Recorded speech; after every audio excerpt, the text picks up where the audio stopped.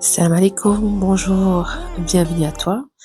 Aujourd'hui, j'ai envie de te parler d'une vérité que peu de gens osent dire. Et peut-être que là maintenant, c'est exactement ce que tu avais besoin d'entendre. Pour être passé par là, je peux te dire une chose. Personne ne peut comprendre ce que tu ressens, sauf celles qui l'ont vécu. Je parle de la dépression et du burn-out. Ce n'est pas juste être fatigué, ce n'est pas juste avoir un coup de mou, un coup de blues, comme on dit. C'est un vide, un poids constant qu'on a au niveau de la poitrine parfois.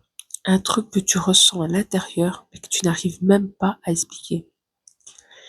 Et le pire dans tout ça, c'est que tu peux sourire, rire, t'occuper de tout le monde, être là pour tout le monde, et personne ne voit rien.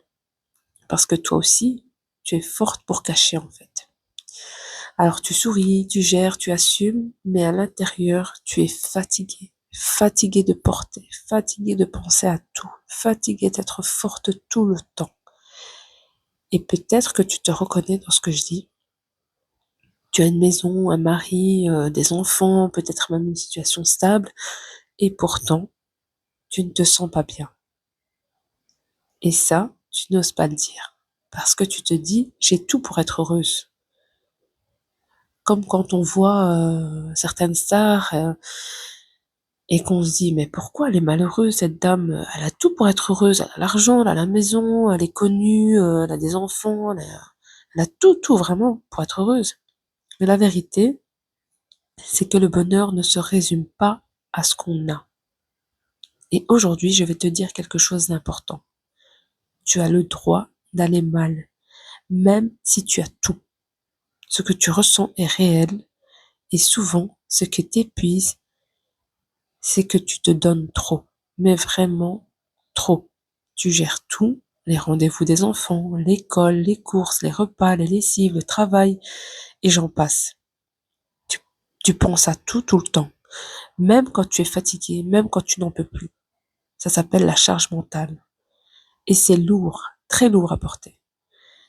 Et c'est sans t'en rendre compte, tu cherches à être parfaite, sans te rendre compte en fait. T'es là, tu cherches à être parfaite pour tout. Être une bonne maman, être une bonne femme, être une maman parfaite, une femme parfaite, une épouse parfaite. Mais laisse-moi te dire quelque chose. La perfection n'existe pas. Et elle est en train de t'épuiser. Moi aussi, j'ai vécu ça.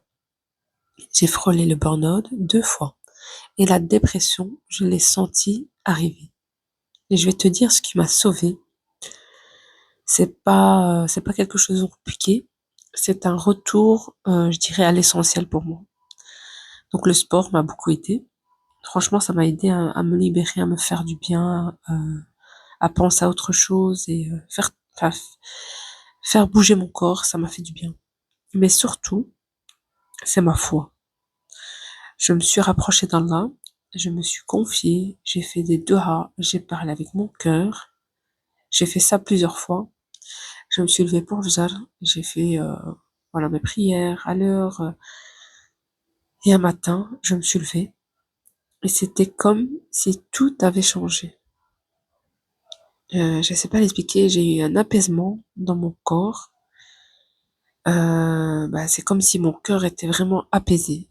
Je ne saurais même pas vraiment pas te l'expliquer. Mais tout était devenu différent.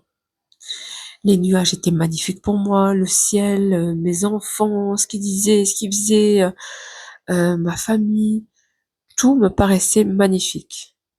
Comme si comme si je venais d'ouvrir les yeux en fait. Comme si je réalisais enfin tout ce que j'avais.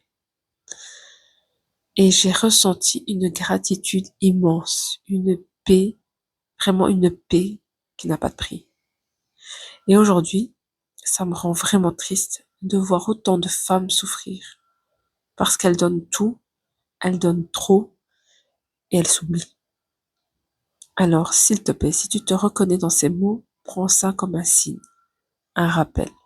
Tu as le droit de t'arrêter, tu as le droit de souffler, tu as le droit de penser à toi et surtout, tu n'es pas seul.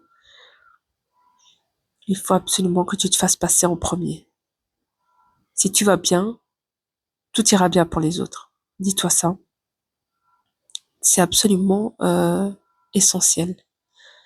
Alors dans le prochain épisode, je vais te raconter ce qui m'a vraiment sauvée en profondeur.